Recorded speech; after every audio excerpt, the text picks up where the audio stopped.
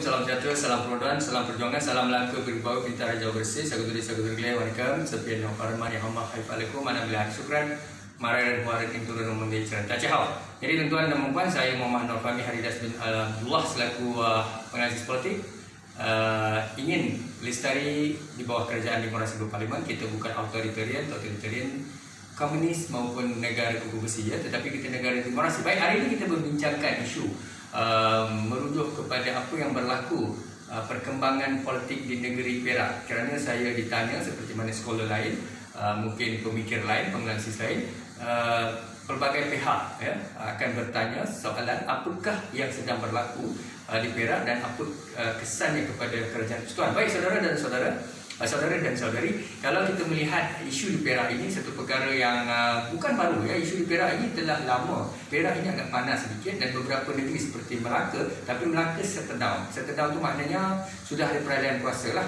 dan kerajaan negeri Melaka pun sudah berjalan begitu lama. Lama itu mungkin dalam beberapa bulan ya. Jadi peralihan daripada Adli Zahari di Melaka, YB Adli Zahari, kemudiannya diambil alih oleh yang amat berhormat Datuk Seri Sulaiman Muhammad Ali, disebut sebagai Ketua Menteri Melaka. Ini kes di Melaka cukup jelas. Berbalik kepada kes di Johor baru ya, tentu ada membuat. Di Johor juga sama, kita melihat di mana ada kemungkinan untuk kerajaan negeri bertukar tangan, iaitu MB ini bertukar tangan, tetapi oleh kerana di Johor kita melihat sentimen Tuanku Sultan dan rakyat dan juga pemimpin termasuk Esko Johor amat menyantuni, menghormati Sultan Johor dan kerabat diraja negeri Johor. Jadi legasi di Johor ini kita maklum semua ketua jabatan pada kebiasaannya akan akur dan juga menghormati Tuanku Sultan Johor. Itulah disebut sebagai kekuatan Sultan ya, di negeri Johor. Kita melihat satu-satunya keadaan di mana teguran, pandangan, bimbingan dan seterusnya disebut sebagai satu pendekatan yang digunakan oleh Sultan Johor ini bukan baru, dan perkara ini telah menyebabkan rakyat mempunyai satu sifat menghormati Tuanku Sultan, begitu juga pemimpin Esko kerajaan negeri dan ketua-ketua jabatan ya, dalam mana-mana institusi di negeri Johor akan sentiasa menghadap Tuanku, memberi laporan, memberi pandangan dan sebagainya, ataupun Tuanku memanggil mereka menghadap di istana. Perkara itu cukup kita melihat jelas. Sebab itu di Johor sukar sangat tuan ya, mahu ada isu peralihan kuasa, walaupun sudah beberapa kali berlaku cubaan, dan teguran Tuanku Sultan telah menyatakan bahawa Tuanku ya tidak teragak-agak untuk mengisytiharkan dalam satu keadaan yang mana DUN itu dibubarkan ataupun disebut dalam keadaan yang akan membolehkan ya satu keadaan yang kita melihat lebih gawat di Johor. Tetapi mungkin Tuanku mempunyai justifikasi ya, yang mana isu COVID-19 ya, dan isu-isu kerajaan yang sepatutnya menerajui kepimpinan di Johor adalah kerajaan yang direstui oleh Tuanku Sultan. Jadi saya melihat di Johor Tuanku lebih selesa dengan kerajaan negeri yang ada sekarang. Baik, kita berbalik kepada negeri Perak. Jadi tuan-tuan dan puan, hari ini saya dimaklumkan, saya ditanya bertalu-talu beberapa pihak stakeholders berkaitan dengan apa yang sedang berlaku di Perak. Bagaimana pula UMNO dan DAP boleh bekerjasama, yang kita melihat 48 kerusi yang mana tidak mengundi atau menyokong kepada disebut Menteri Besar Ahmad Faizal ini, Menteri Besar Perak.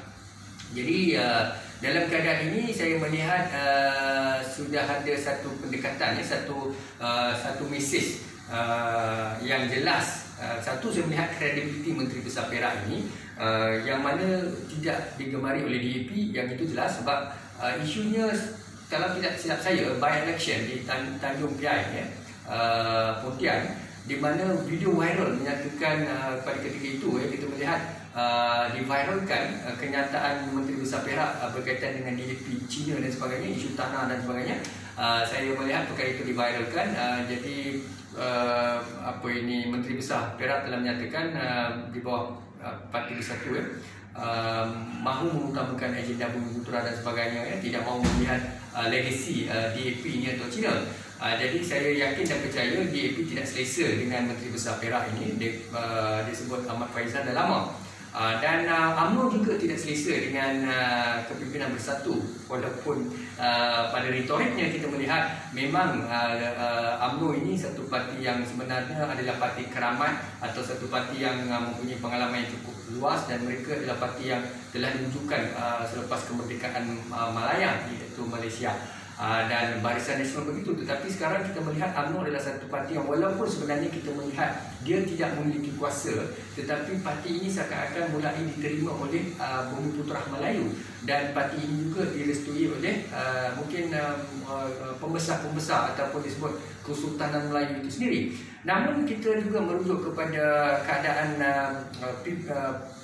Parti Bersatu, ya, Pribumi Bersatu ini di bawah kepimpinan Tan Sri Muhyiddin Yassin.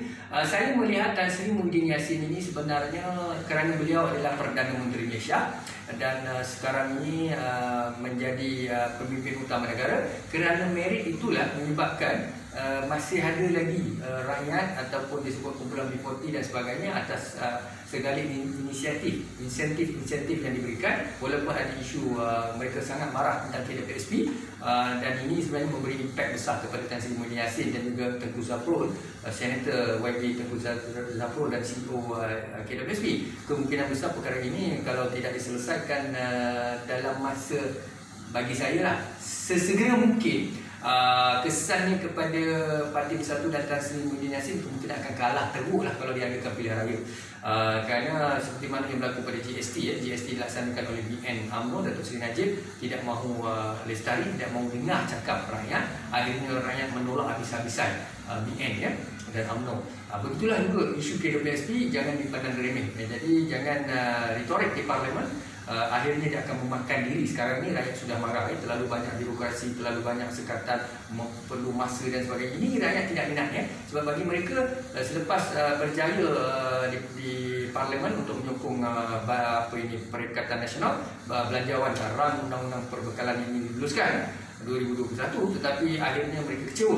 Baik, berbalik kepada Perak ini, saya melihat sebenarnya isu di Perak ini UMNO memang tidak senang dengan Ahmad Faizal ini, Menteri Besar Perak, dan begitu juga DAP, dan 48 undi di situ. Dan sebenarnya kita juga melihat ada satu feedback yang mana kenyataan-kenyataan yang mengatakan kenapa tidak kita buat di Parlimen, iaitu Dewan Rakyat. Keabsahan dari segi kerusi yang dimiliki oleh Tan Sri Muhyiddin Yassin. Kita yakin dan percaya, saya pun melihat memang ada kebenarannya di situ. Sebenarnya kalau dibuatnya undi tidak percaya perbelanjaan, peruntukan kementerian, jabatan dan sebagainya, saya melihat di situ parti kerajaan ini dia mendapat undi tidak seperti 113, tapi kadang-kadang 110 begitu, ya, atau 111, 109. Jadi itu menunjukkan sudah ada keadaan di mana kalau dibuat undi percaya atau tidak percaya kepada Perdana Menteri Tan Sri Muhyiddin Yassin, kemungkinan besar akan berlaku juga seperti mana berlaku di Perak. Dan YB Nazir Aziz dalam UMNO dan beberapa pemimpin UMNO menyatakan bahawa apa yang berlaku di Perak, why not kita implement atau kita adakan segera di Parlimen. Dan begitu juga di EP sudah pasti mahukan perkara yang sama. Mungkin juga PKR dan parti-parti Pakatan Harapan. Mungkin juga kita tidak pasti Pejuang, sebab Pejuang ini saya melihat satu parti yang sebenarnya tidak mesra dengan Datuk Seri Anwar Ibrahim dan tidak mahu Anwar menjadi Perdana Menteri. So kemungkinan Pejuang ini dia boleh swing di mana-mana saja, dia akan jadi disebut parti yang akan menumpang sajalah. Begitu juga Warisan dan juga di Sarawak PBS ini, mereka juga sama. Jadi tuan-tuan dan puan, saya melihat satu gambaran yang mana UMNO yang kita melihat baru-baru ini seakan-akan Datuk Zaid, PAS juga Tuan Guru Hadi Awang dan Datuk Najib duduk bersama, tetapi untuk berbincang berkaitan dengan masa depan Kerajaan Perikatan Nasional. Tetapi isunya kita melihat memang apa yang berlaku di Perak, sebab Menteri Besar Perak adalah proksi kepada Tan Sri Muhyiddin Yassin. Jadi saya melihat perkara ini ada satu gambaran yang cuba disampaikan kepada kepimpinan Tan Sri Muhyiddin Yassin, yang mana sebenarnya kepimpinan kerajaan disebut Perikatan Nasional ini tidak stabil, tidak stabil. Jadi apa-apa saja boleh berlaku. Sebagai penganalisis, saya melihat politik Malaysia ini cuba distabilkan, cuba diyakinkan kepada rakyat, khususnya kepimpinan Tan Sri Muhyiddin Yassin. Tetapi proksi-proksi parti politik yang ada ini, sekutu kepada Tan Sri Muhyiddin Yassin dan Perikatan Nasional ini tidak senang dengan kepimpinan Tan Sri, kerana memang ada orang yang sepatutnya dapat jawatan itu tak dapat. Contohnya Datuk Seri Anwar Ibrahim. Anwar Ibrahim memang sepatutnya mendapat jawatan itu, tapi tak dapat. So sudah pasti DAP amanah, disebut PKR, dan kalaupun UMNO dan beberapa pemimpin veteran UMNO mahukan Anwar kembali, apa saja boleh berlaku. Cumanya pejuang Tun Mahathir tidak senang dengan Anwar sampai bila-bila lah. Jadi isu ini tidak boleh kita nak bantu, kerana itu adalah situasi Mahathir Mohamad, yang mana beliau seorang Perdana Menteri memang tidak akan senang dengan Anwar menjadi Perdana Menteri. Jadi dari skop itu kita jelas, memang kita faham sangat tidak ada ruang. Tetapi untuk Datuk Seri Anwar bekerjasama dengan Datuk Zaid Hamidi, Datuk Najib Razak, mungkin DAP dan seterusnya, ataupun warisan ini, dia masih lagi mengharapkan Tun Mahathir kembali. Sebab itu dia agak tidak mahu mendukung. Tetapi kalaulah Anwar Ibrahim menjadi Perdana Menteri, saya yakin dan percaya warisan secara tidak langsungnya akan akur kepada Datuk Seri Anwar Ibrahim dan apabila beliau mendapat mandat. Tetapi isu sekarang ini, apa yang sedang berlaku di Malaysia adalah politiknya tidak stabil. Walaupun sebenarnya cuba distabilkan dengan pelbagai pemberian insentif, ganjaran kepada rakyat dan sebagainya, bagi saya itu yang terbaik boleh dilakukan oleh Tan Sri Muhyiddin Yassin untuk mengembalikan kepercayaan kepada rakyat, supaya kerajaan beliau tidak ditumbangkan ataupun beliau jatuh.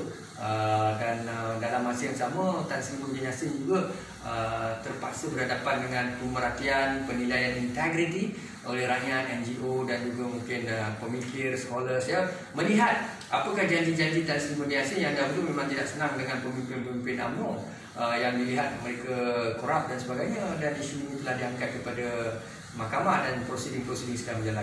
Jadi apakah pendirian Tan Sri Muhyiddin Yassin terhadap beberapa ikon-ikon yang beliau cemu, beliau tidak setuju ketika beliau menjadi Timbalan Perdana Menteri, pada ketika disebut Pakatan Harapan.